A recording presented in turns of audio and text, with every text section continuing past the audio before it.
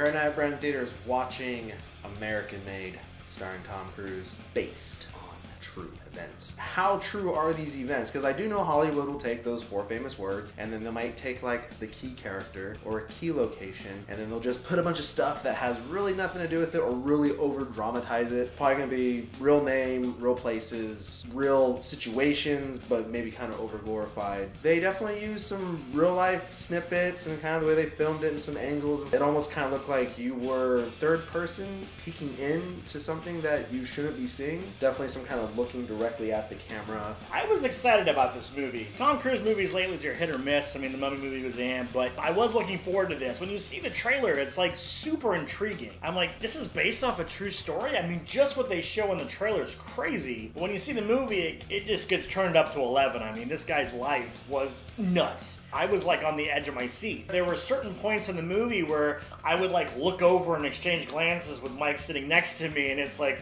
oh my God, did that just happen? Like, crazy stuff happens in this guy's life. Tom Cruise has a lot of hit and miss movies recently, as Nick has put it, but this one is awesome. It's a lot like The Wolf of Wall Street with Leonardo DiCaprio.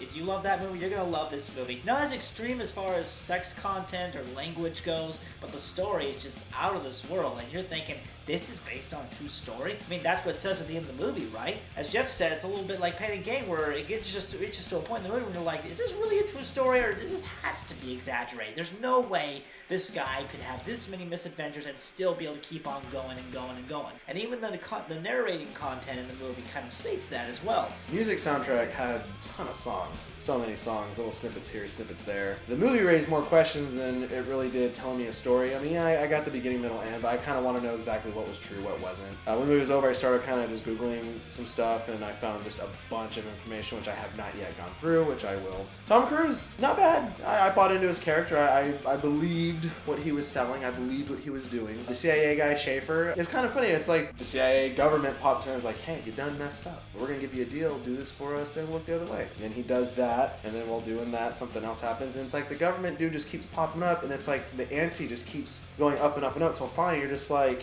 remember Pain and Gain? Where the part when he's barbecuing the hands and so this is still a true story?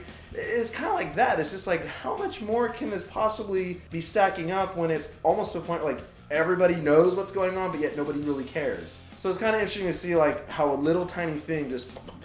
It definitely makes for an exciting movie. I would assume that a lot of it was exaggerated, because there's no way that's how it happened. But absolutely fascinating. And I totally believe that something at the core of this story could totally happen in America and surrounding countries. It's totally believable, especially in the late 70s, early 80s. I do enjoy the editing style. 1980s, retro, kind of a video glitch kind of transitions. You go from scene to scene. Part of the time you see things through a VHS camera, or sometimes you see them through a Betamax. If you guys don't know what a Betamax is, you kids, look it up. There's a little bit of your media history there. Domhnall Gleeson also stars in this. You know him as General Hux in Star Wars. He's a bit different character in this movie, obviously. Different accent. He's got an American accent. Right now, I couldn't tell if he was British or American. He does it pretty well. If this movie gets any Oscar nods, it'll probably be for Best Adapted Screenplay. And I say adapted because this isn't an original story on fictional events. This is based on a true story, therefore it's adapted.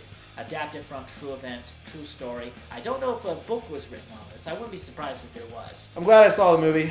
Probably won't own it or anything. I probably won't see it again. It was one of those, yeah, I saw it, and if someone else saw it, we could have a small conversation about it, and then that'd be it. It was well made. I like the music, the acting. If you're interested in time period pieces and you're a fan of Tom Cruise, then absolutely go see it. If you're just kind of interested in kind of maybe like the whole, did our government really do some shady stuff or whatnot?